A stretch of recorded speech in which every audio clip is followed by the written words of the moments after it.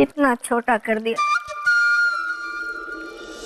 श्रीमान बेताल, मैंने मान लिया कि आप में किसी भी रूप को धरने की शक्ति है, किंतु कृपा करके मुझे आगे की कहानी सुनाएं। मैं जानने के लिए उत्सुक हूं। राजन, ऐसा कीजिए, आप थोड़ा विश्राम कर लीजिए, क्योंकि कहानी सुनाने का अभी मेरा मन नहीं हो रहा। थोड़ी देर बाद मेरा मन हो जाएगा, फिर मैं आपको कहानी सुनाऊंगा। तब तक अगर आप चाहें तो जल और फल ग्रहण कर लीजिए। लेकिन श्रीमान बेताल, मैं भूखा और प्यासा नहीं, पर मैं कथा सुनना चाहता हूँ। देखिए, मैं बेमन से सुना तो दूंगा, पर फिर कुछ भूल गए अब तो। इसलिए बाद में सुनाता हूँ ना, जाइए ना। अच्छी बात। बेताल, ब्रह्मदेव। तुम पुनः अपने पथ से भटक रहे हो। नहीं ब्रह्मदेव, ये तो मैंने जानबूझकर ऐसी कहानी सुनाई। मुझे पता था ये सुनकर आप जरूर प्रकट होंगे। कृपया मुझे इससे मुक्त कर दीजिए। ठीक है, किंतु स्मरण रहे, यदि तुम पुनः अपने पथ से भटके तो तुम्हें कठोर दंड मिलेगा। हाँ, मैं नहीं भटकूंगा।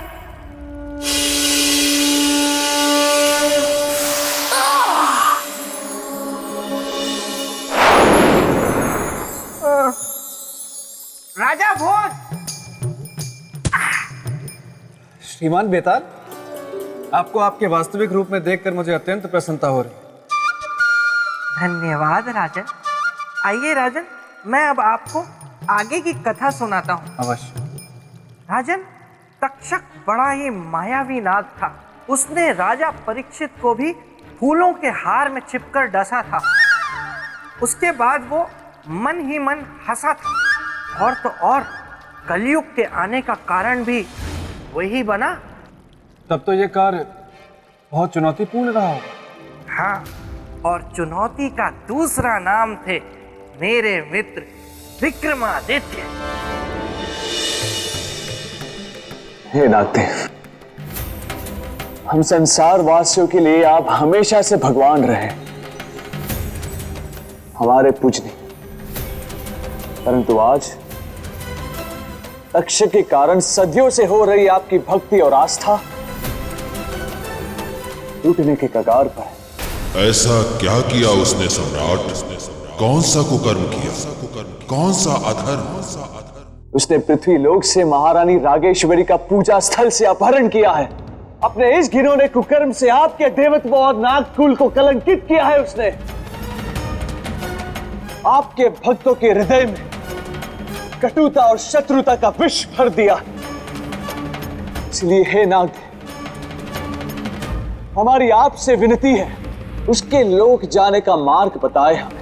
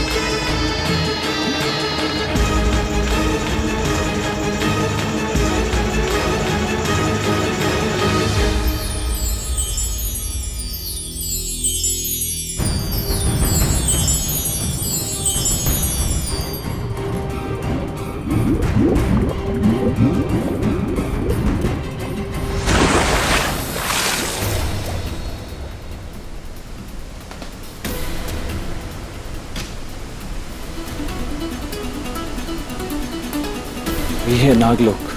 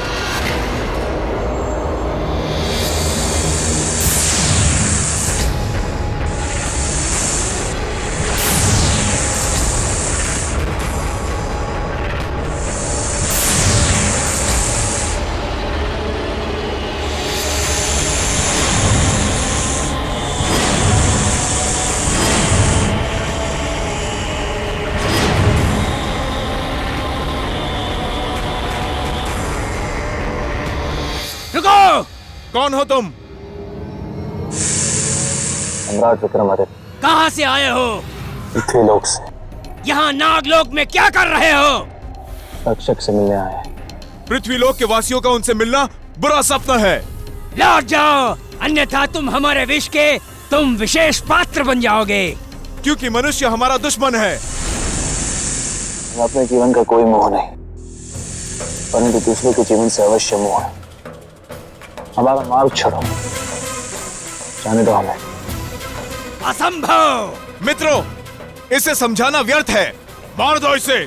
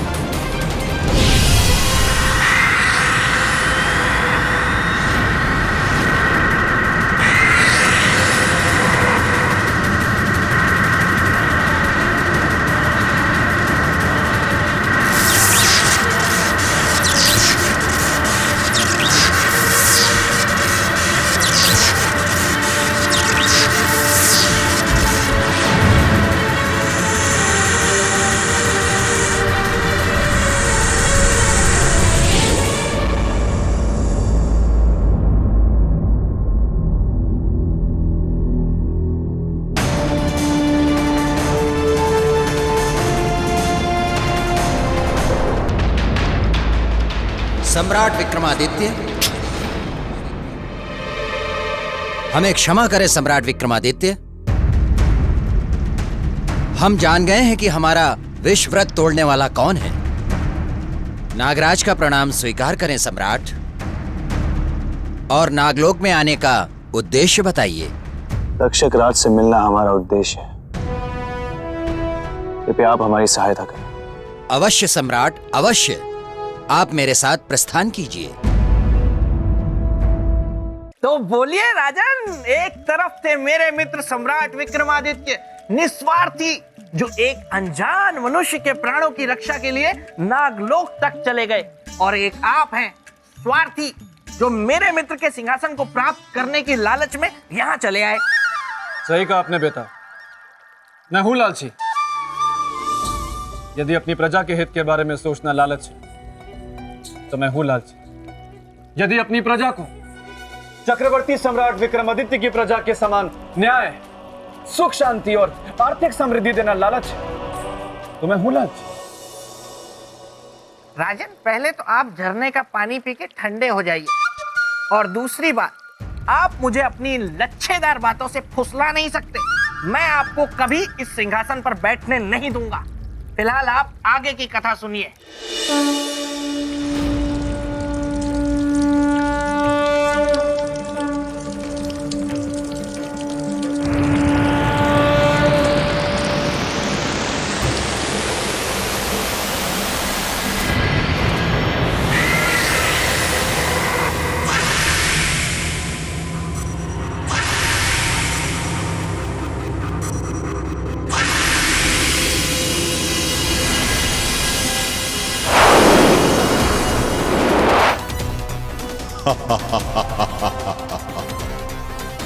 आज के इस शुभ दिन बधाइयां गूंजेंगी इस नागलोक में, क्योंकि तक्षक अपने परम शत्रु मनुष्य की सबसे बड़ी कमजोरी, उसकी एक और पतिव्रता स्त्री के सतीत्व का आज हरण करेगा, उससे विवाह करेगा।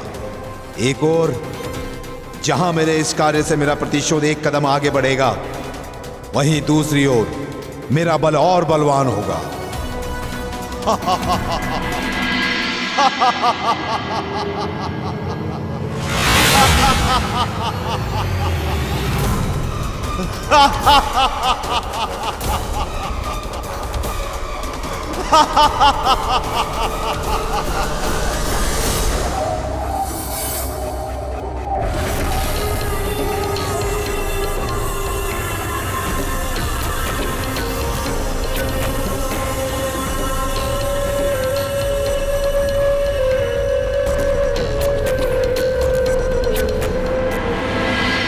तक्षक, तक्षक, तक्षक।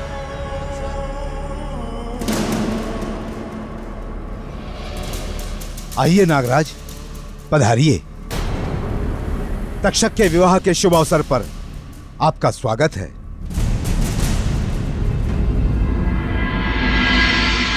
स्वागत सत्कार तो बाद में होता रहेगा तक्षक। पहले सम्राट विक्रमादित्य के मन में बैठे संशय को दूर करो। कैसा संशय? तक्षक, क्या यह सत्य नहीं कि तुमने महारानी रागेश्वरी का अपहरण किया और उन्हें बंदी बनाया? बंदी? अपहरण? नहीं नहीं, मैंने किसी का अपहरण नहीं किया है और ना ही किसी को बंदी बनाया है और ना ही किसी पर बल प्रयोग किया है। ऐसा कहकर आप तक्षक राज पर झूठा आरोप लगा रहे हैं। यदि ये आरोप है तक्षक, तो सत्य क्या है बताइए हमें। हाँ तक्षक, अपने पक्ष को रखकर सत्य को सिद्ध करो। नागराज, सत्य यह है कि मनुष्य जाति हमारी शत्रु है, सदा ही हमारा अहित चाहती है, अहित करती है, और आज ये हमारे विवाह के पावन अवसर पर हमारा अहित करने आया है। नागराज, मनुष्य जाति हमारे लिए बाधा थी, विघ्न है और व्यवधान रहेगी। तक्षक, आरोप का उत्तर प्रत्यारोप नहीं होता। यदि तुम सत्य कह रहे हो तो सिद्ध करो। आप कहते हैं तो मैं अभी सिद्ध कर देता हूं। देवी रागेश्वरी को उपस्थित किया जाए।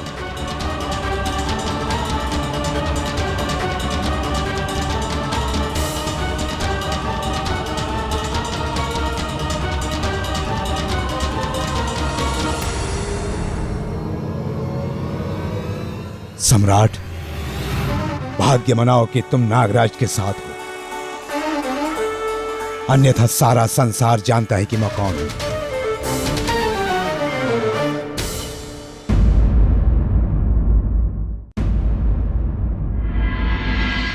आपने बुलाया स्वामी?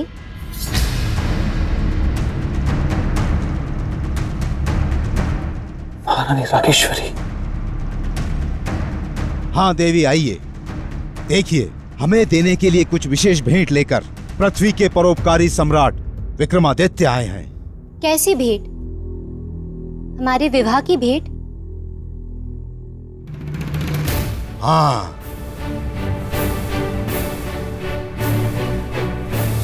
और वो भेंट है आरोप की। इनका कहना है कि हमने आपका अपहरण किया है और आपसे आपकी इच्छा के विरुद्ध विवाह कर रहे हैं। नहीं सम्राट, ये गलत है। हम स्वयं की इच्छा से इनसे विवाह कर रहे हैं। महारानी रागेश्वरी, ये आप क्या कह रही हैं? आप विवाहित हैं, महाराज रुद्र प्रताप की पत्नी हैं आप। होंगे कभी, परंतु अभी हम केवल इनसे प्रेम करते हैं।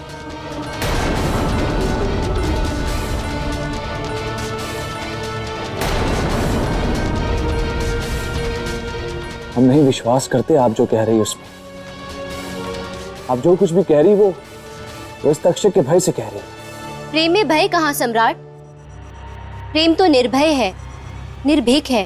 नहीं मान सकते आप, ये सत्य नहीं है देवी। बस सम्राट, बस। अब आगे एक शब्द नहीं।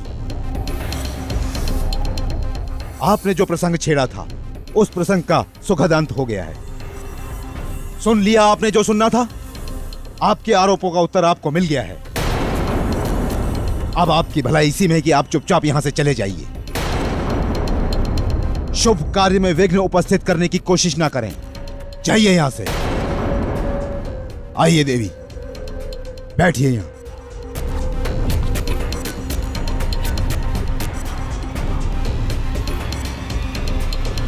और सम्राट विक्रमादित्य, हमारे हृदय की विशालता को देखिए। आपने हम पर आरोप लगाए, पर हम आपको आमंत्रण दे रहे हैं अपने विवाह में साक्षी होने का। विवाह संपन्न होने पर ही जाइएगा। पुरोहित जी, शुरू कीजिए।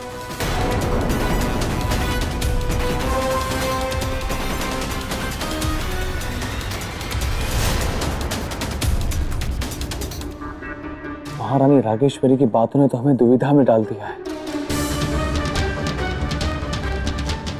उनकी बातों से तो हमारा उद्देश्य, हमारा संकल्प, हमारा वचन सब बेकार हो जाएगा। इस बल से हम लोगों का सामना करेंगे। कहां गए सम्राट विक्रमादित्य? और अब तक लौटे क्यों नहीं?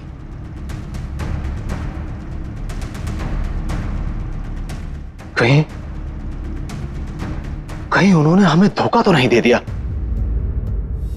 महारानी रागेश्वरी चाहे कुछ भी कहे, परंतु हमारी आत्मा यह कहती है कि असली अपराधी तक्षक ही है, और नामदेव के जीवन को बचाने के लिए हमें किसी भी कीमत पर तक्षक को पृथ्वी लोक ले जाना होगा। पुत्र, अब छोड़ दे सम्राट के आने की आस और चल, इससे पहले कि रुद्र प्रताप के सैनिक फिर से तुझे पकड़ने आ जाए, हम लोग कहीं और चले जाते हैं। पुत्र, पुत्र।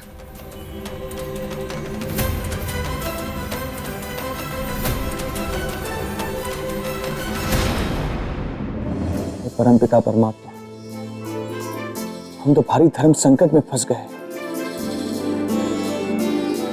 एक तरफ कालदेव बंधे हुए और दूसरी तरफ महारानी रागेश्वरी तक्षक के छल की शिकार हुई। नर्थ ना हो जाए, इसलिए तब तक कालदेव को मुक्त नहीं कर सकते जब तक इस समस्या का हल ना हो जाए। विक्रमादित्य, मुक्त कर मुझे, अन्यथा तू नहीं जानता जिस परोपकार को तू अपने आत्मिक सुख और संतोष का कारण समझ रहा है, वही तेरे लिए कष्टकारक बन जाएगा। तो मुक्त कर मुझे विक्रमादित्य।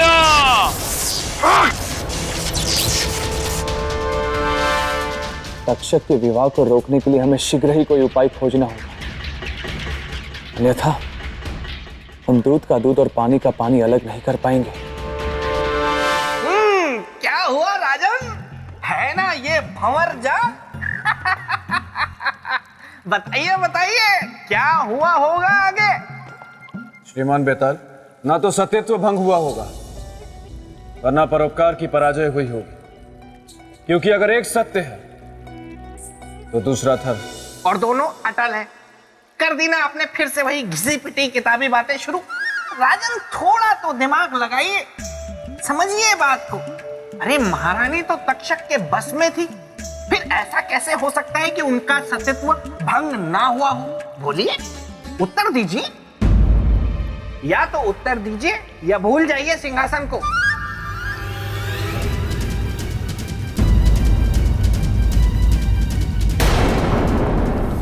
श्रीमान बेताल, मेरा उत्तर इस प्रश्न में है कि क्या सम्राट विक्रमादित्य का परोपकार व्यर्थ चला गया?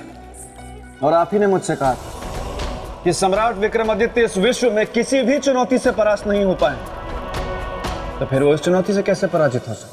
राजन, जब आप मेरे मित्र की प्रशंसा करते हैं ना, तो आप मुझे बहुत अच्छे लगते हैं, परंतु जब आप मेरे मित्र के सिंहासन को प्राप्त करने की बात करते हैं, तो आप मुझे एक हिंसक, मतलब मुझे अच्छा नहीं लगता।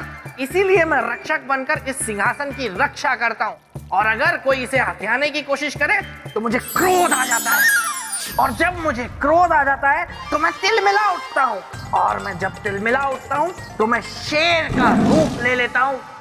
श्रीमान बेताल, मैं तो कहता हूं कि आप सिर्फ शेर का रूप ही धारण नहीं कर लेते, बल्कि आप हृदय से भी बिल्कुल शेर, शेर की तरह निडर, शेर की तरह अडिग और शेर की तरह खूंखार भी।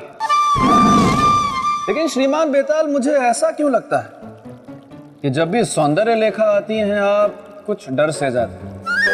मतलब वैसे तो आप शेर हैं, लेकिन जब वो आती हैं तो आप चूहे में परिवर्तित हो जाते हैं।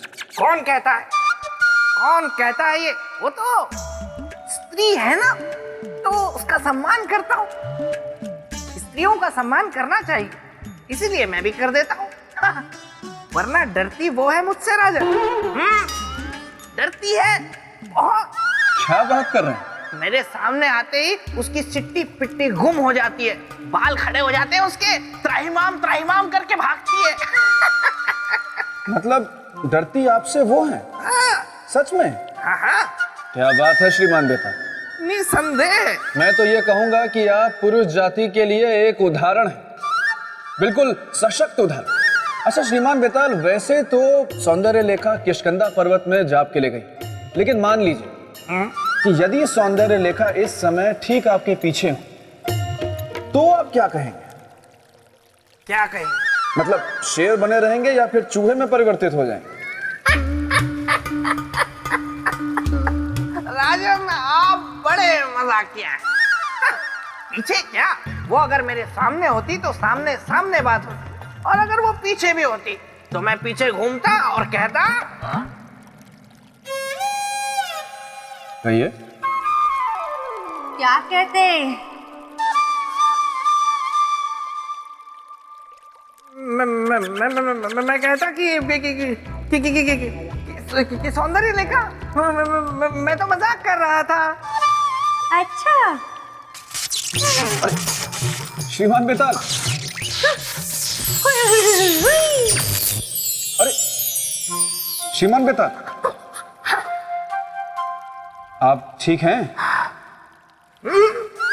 वैसे आपको देखकर मुझे इस बात का पूर्ण विश्वास हो गया कि सिर्फ मनुष्य नहीं, बेताल भी स्त्री के वश में ही रहते हैं। वैसे आप अभी ठीक तो हैं? मुझे क्या हुआ है? मैं बिल्कुल ठीक हूँ राजन। ये जो कुछ भी आपने देखा, ये मेरा स्त्री के प्रति सम्मान था। ऐसे मैं सम्मान करता हूँ स्त्रियों का। खैर आप ये सब छोड़िए, हम हमारी चर्चा को आगे बढ़ाते हैं। तो आप क्या बता रहे थे महारानी के बारे में? मैं ये कह रहा था श्रीमान बेताल, कि सतीत्व स्त्री का एक ऐसा बल है जिसे कोई भी नहीं छल कर सकता। और देवी रागेश्वरी अपने पति से अत्यंत प्रेम करती है, इसलिए वो कभी भी तक्षक के षड्यंत्र में शामिल नहीं हुई। तो फिर वो क्यों तक्षक का साथ दे रही थी? क्यों अपनी इच्छा से तक्षक से विवाह कर रही थी? क्या कारण था इसका? इसका कारण था सम्मोहन। तक्षक ने उन पर सम्मोहन कर दिया था, इसलिए उनके सोचने समझने की शक्ति क्षीण हो गई।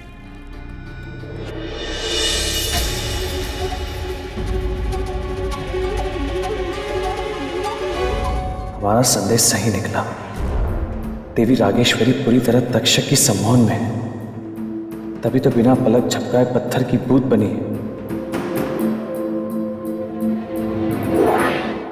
अब आप दोनों को फेरों के लिए उठना पड़ेगा।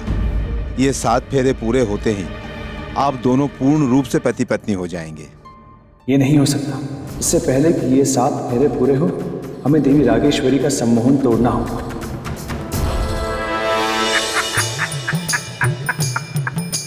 तो राजन, महारानी सम्मोहित है, ये बात तो मेरे मित्र को पता चल गई, लेकिन उस सम्मोहन को तोड़ना कैसे है, ये उन्हें कैसे पता लगा होगा, ये बताइए आप, वो भी अभी, तुरंत।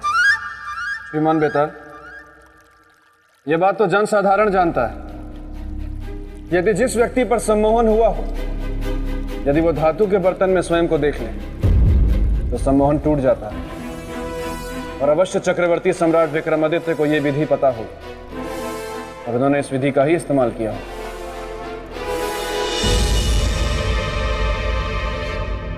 अब आप लोग फेरे लेने के लिए खड़े हो जाइए।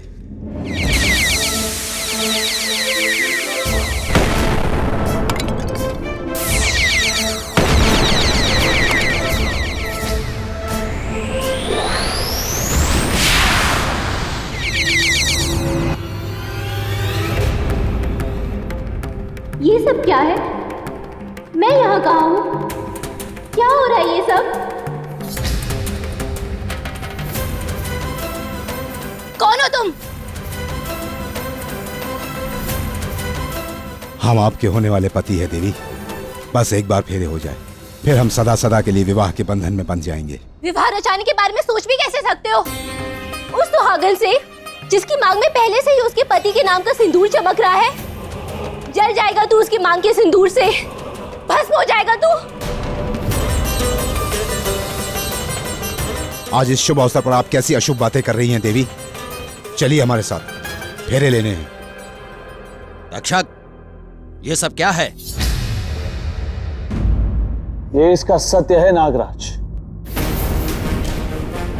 नामदेव से बदला लेने के लिए सबसे पहले उसका रूप धारण किया, ताकि महारानी रागेश्वरी को बंदी बनाकर उसका अपहरण कर सके और फिर उसे सम्मोहित करके उससे विवाह करना चाहा। यही उसके छल का प्रमाण है। आपने नागलोक को कलंकित होने से बचा लिया सम्राट। आपका बहुत बहुत आभार।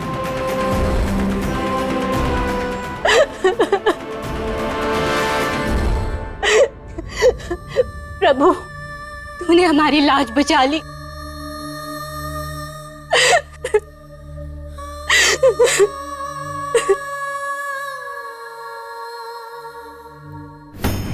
तक्षक, कहां जा रहे हो तक्षक? रुको तक्षक, रुक जाओ तक्षक, रुको तक्षक।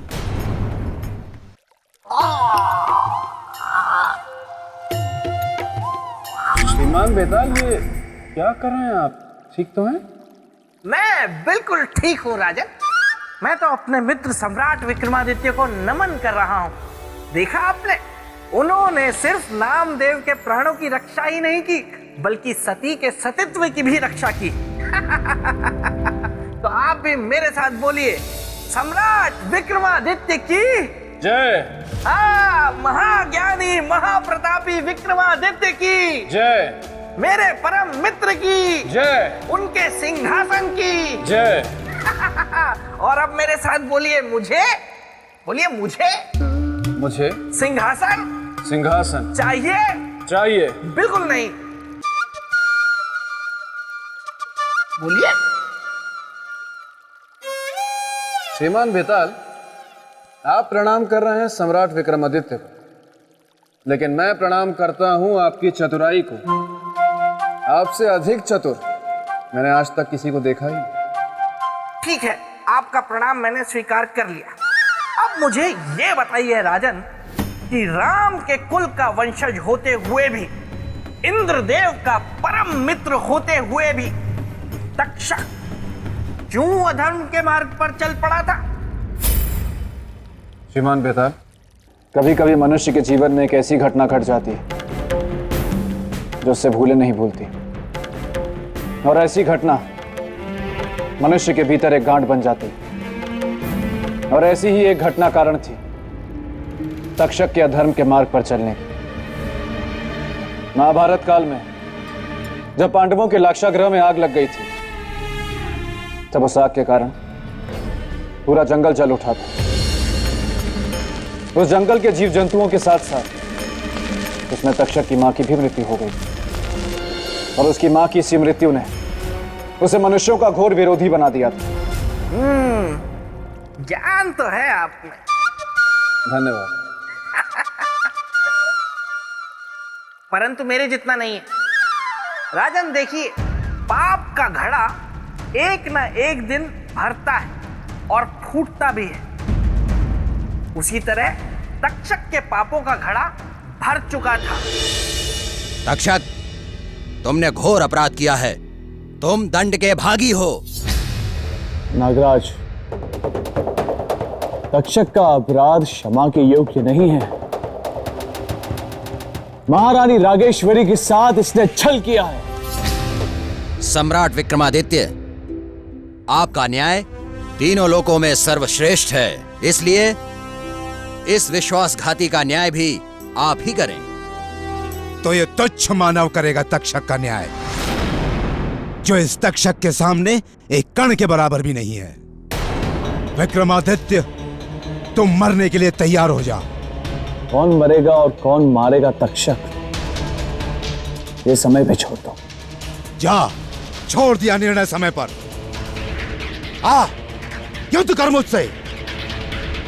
यदि तुझे न्याय प्रिय है तो कर स्वीकार चुनौती। आपके अंत के लिए इस पापी की चुनौती भी स्वीकार है। तो ठीक है, आजा मेरे मौत के अखाड़े में। आ, आ, आ।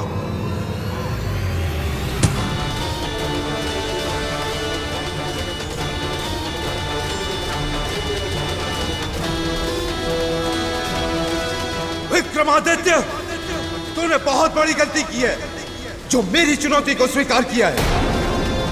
मेरी चुनौती को स्वीकार करने का मतलब है अपने ही हाथों से अपनी चिता को सजाना।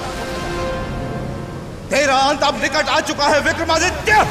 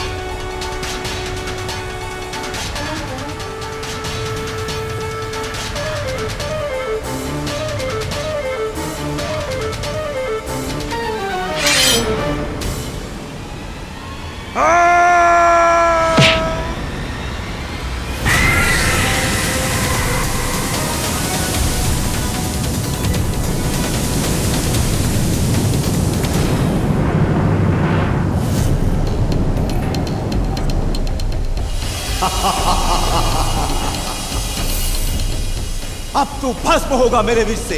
अब देख मैं तुझे कैसे राख बनाता हूं।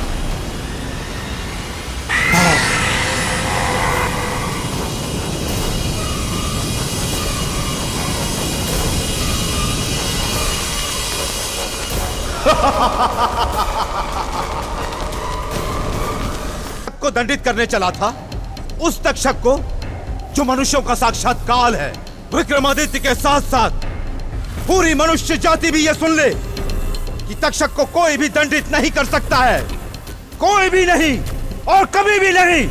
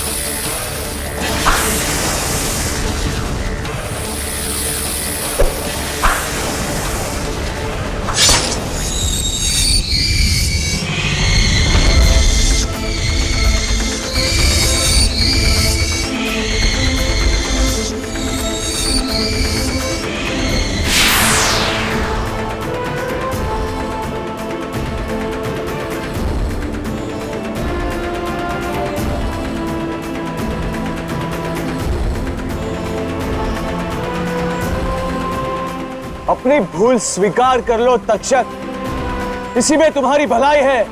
विक्रमादित्य, तुम मेरी भलाई के बारे में नहीं, अपनी भलाई के बारे में सोचो, क्योंकि प्राणी सदैव अपने बारे में ही सोचता है।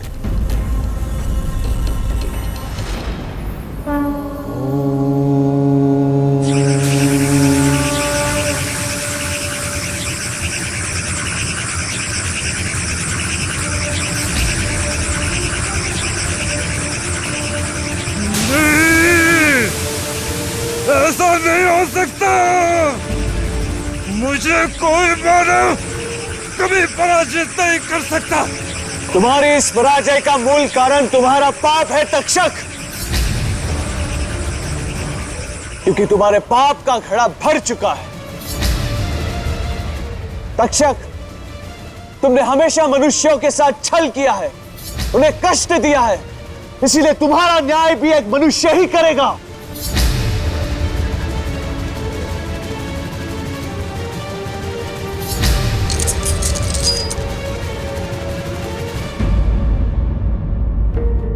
न जाने कहां होगी महारानी, किस अवस्था में होगी। महाराज, महाराज। महारानी आप आ गई, आप कुशल तो हैं?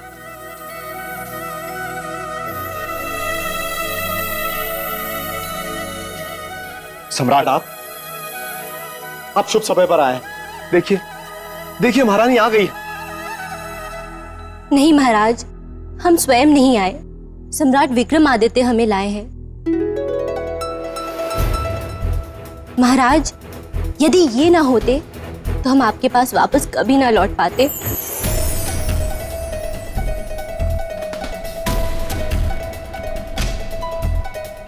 धन्यवाद सम्राट, मैं तो आपके उपकार के सामने बोना हो गया। आपने तो मुझे अपना ऋणी बना दिया। नहीं महाराज, मनुष्य कभी मनुष्य का ऋणी नहीं होता।